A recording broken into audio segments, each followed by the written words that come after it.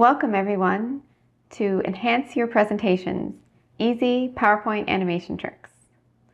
My name is Heather, and in this course I will walk you through 3 relatively easy examples that you can use in your PowerPoint presentations to enhance them using animations and additional slides.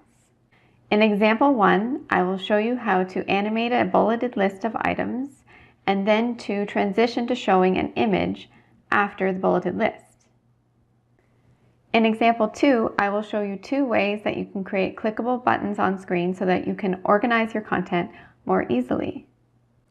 In example 3, I will show you how to animate a sequence of list items so that you can create a more engaging experience for your audience. So make sure you have PowerPoint running and that you're ready to start with me to follow along step by step as I show you some neat tricks to help enhance your presentations. Let's get started.